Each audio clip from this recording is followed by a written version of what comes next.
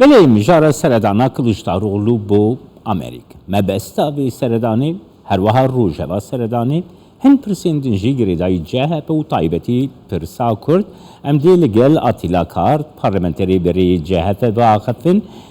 سلااف بۆتە برێز کارت دەستپێکی دەتخوازم بزانم مەبەستا vê سەردانی بۆ واشنگتن چییە یا کلشتاڕۆڵ؟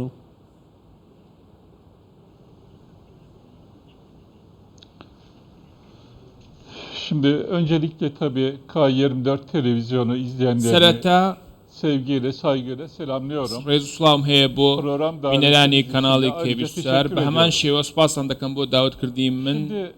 Sayın Genel Başkanın Barayız Sayın Kemal Kılıçdaroğlu'nun serokî giştî öncelikle Barayız Kemal Kılıçdaroğlu li Amerika'ya sereta da yapacağı ziyareti ew serdanê ke ben bo Amerîka olumlu dekat olarak min bi gördüğümü, şêweyekî değerlendirdiğimi erênî dibînim hemen detwanim ifade helsengandinî bo bikim bi şêweyekî erênî tabii bêguman yapılacak olan programın لەو çerçevesini پرۆگرامە لە شوێرچەوە ئەو görüşmeleri, پرۆگرامەدا و muhataplarını, دیدارەکانی ئەو دیدارانەی کە onları ئەنجام دەدات و birebir هاوشانەکانی bilmiyorum کە açıkçası. دەکات Bu anlamda دەتوانم parti بڵێم yönetiminde görevli ناتوان بە olmadığım شێوەیەکی için گشتی bu بزانم konuda چییە somut bir بەڵام لەم değerlendirme بارەیەوە yapmak ناتوانم mümkün değil. هەڵسەنگاردنێکی Ama گشتگیر لەو بارەیەوە daha بکەم öncesini söyleyeyim. گەر هەنگاوێک پێشتر Amerika باسی yanında, لەسەر بکەین Amerika yanında söz gelişi لەگەڵ ئەمریکا İngiltere ziyareti yapılmalı. پێویستە Söz سەردانی gelişi بەریتانیا و Ukrayna سەردانی ziyareti ئۆکراینە و رووسیاش Suriye بکرێ ziyaretleri و yapılmalı. بە هەمان Libya شێوە سەردانی ziyaretleri سووریا و yapılmalı. لیبرا بکرێت Bu ülkelerle ana muhalefet partisi olarak یعنی برێز کارتیانی لە گۆرا باوەریاوە لە گۆرا باوەریاوە سەردانا کلشتاڕۆڵ و نەد بەرژەوەندیە Buyurun. جەهەپە و تورکیەدەیە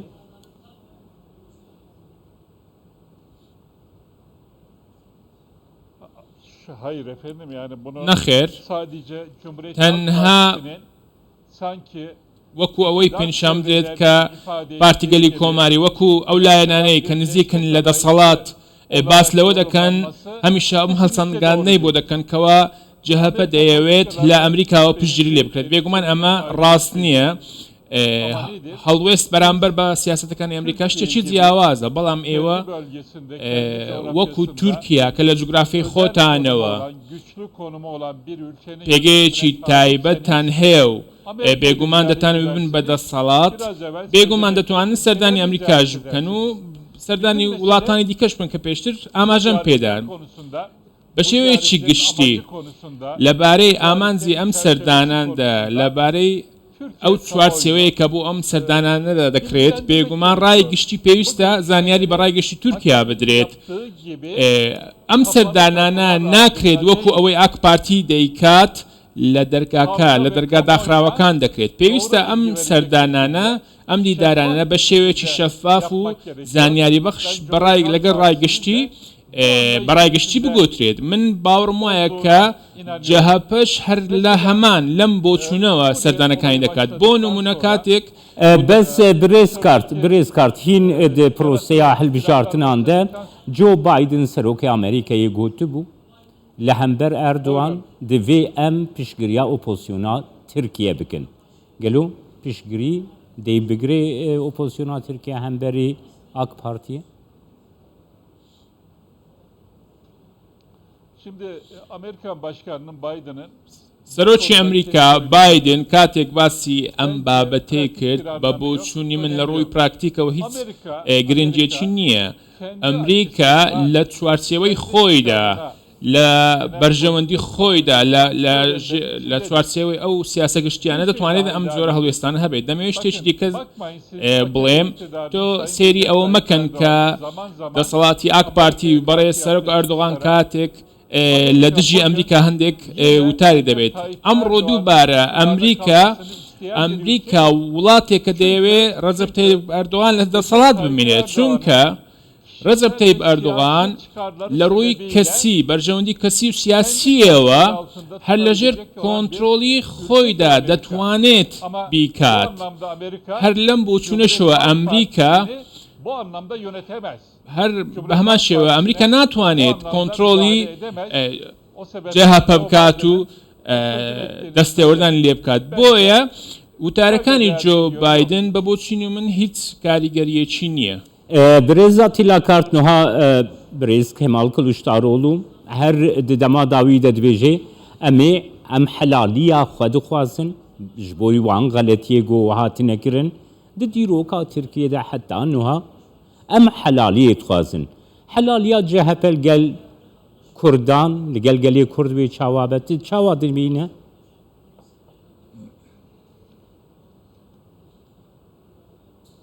Şimdi efendim tabii بەڵێ Genel Başkan'ın بەڕێز helalleşme konusunda سەرۆکی پارتەکەمان قسەکانی لەبارەی گردن ئازاکردن و ڕوبەروبوونەوە لە ڕاستیدا منیش وەکو پەرلەمانتارێکی پێشوو و ئەندامی جەهەپە بێگومان هەمان ڕام هەیە لەگەڵ بەڕێز کەمال کلۆستەرۆڵ. پرسی کورد کێشەی کورد döneminde yaşanan لە کاتی yanlış politikaların کۆماریدا لە کاتی دامەزانی کۆماریدا لەبارەی ئەو سیاسەتە هەڵانەی کەوە لەبارەی ئازادیەکان کراوە بێگومان دەبێت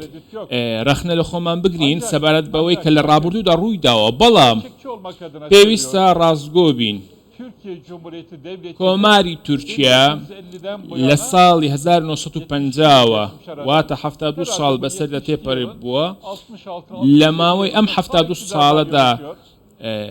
لە ماوەی ئەو 72 ساڵ لە 66 ساڵ تەنها پارتی کۆماری جەهەپە بەڕێوەی نەبردووە بێگومان پارتی عەداڵەت و پارتی ئەنەبەتان بە هەمان شێوە دەسەڵاتیان گرتووەتە دەست. لە هەمووی گرنگتریش ئەوەیە لە ساڵی 2002ەوە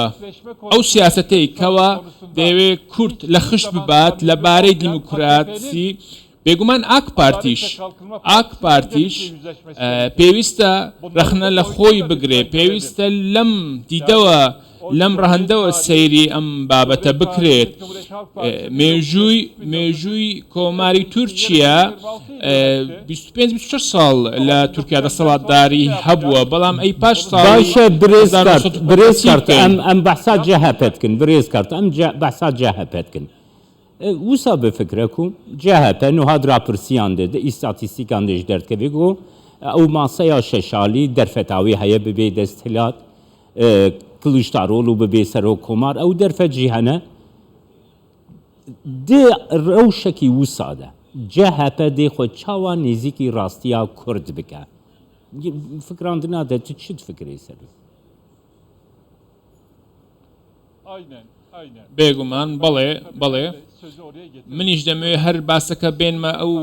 ئەو شوێنە وەکو ئێوەش باستان لێوە کرد لە ئێستادا پارتی داد و گەشە پێدان لە دوای 20 ساڵ ئەو خاڵێکە گەیشتوین بەداخەوە لە ڕووی ئابووری و دیموکراسی و سیاسەتی دەرەوە بە شێوەیەکی گشتی تورکیا ڕوبەڕووی ناڕوونیەک بووەتەوە لە تابلۆیەکی ئەم شێوەیەدا پارتی گەلی کۆماری بۆ ئەوەی ببێ بەدەسەڵات پێویستە لەو مارکسیستە کلاسیکە بێتە دەرێ و ئەو ڕەهەندە هاتووەتە ئاراوە واتە کۆماری تورکیا هاوڵاتیانی کۆماری تورکیا دەڵێن وەرە بە پارتی گەلی کۆماری دەڵێت وەرە و دەسەڵات بگرە دەست ئەمە بێگومان پێشهاتێکی مێژوویە لە هەمان کاتدا پارتی گەلی کۆماری بێگومان دەتوانێت ئەم هەڵوێستە لە خۆ بگرێت لە بەرامبەر ئەم پێشهاتەدا لە سەرەتاوە کێشەی کورد پرسی کورد پرسی ناسنامە و بابەتی دیموکراتی زەبوون پێویستە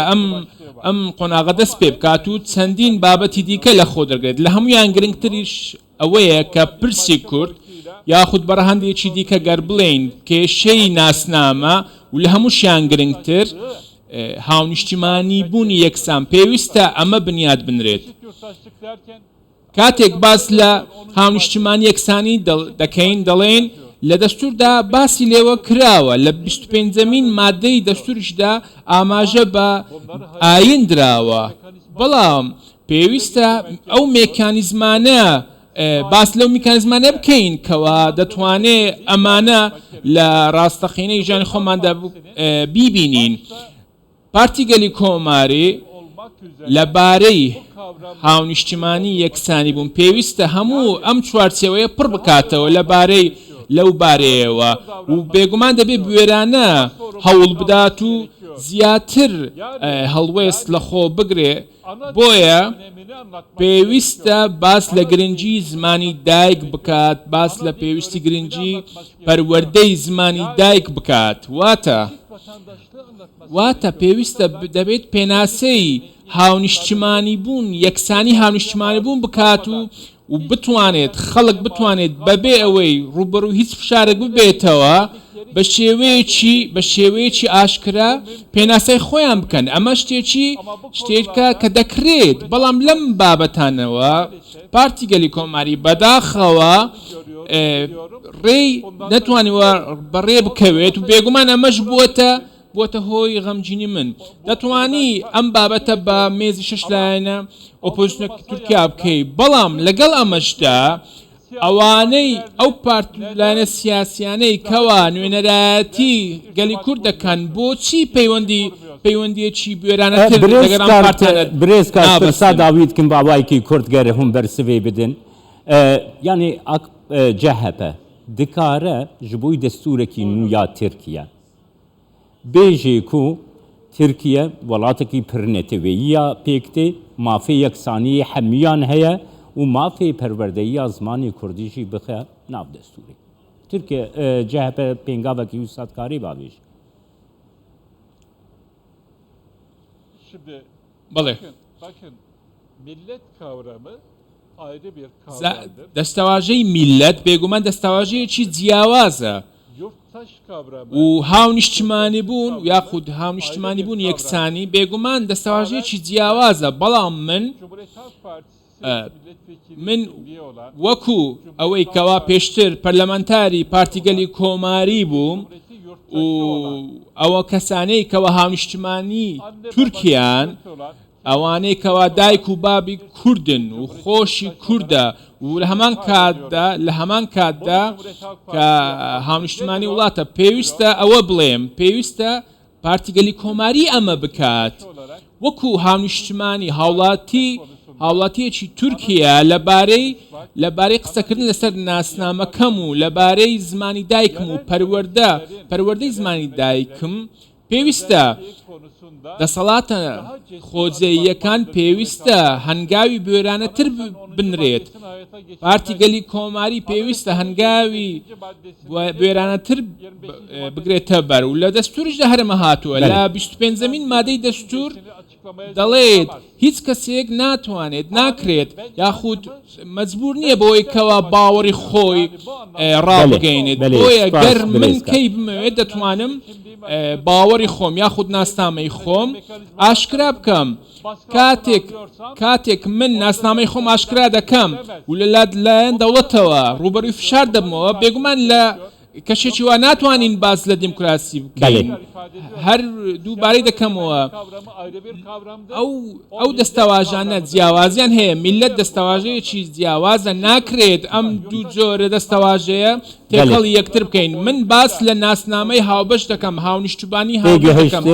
لەم ڕەهەندەوە پێویستە ئەم بابەتانە باسی لەسەر بکرێت ئەنقەرە لەگەڵمە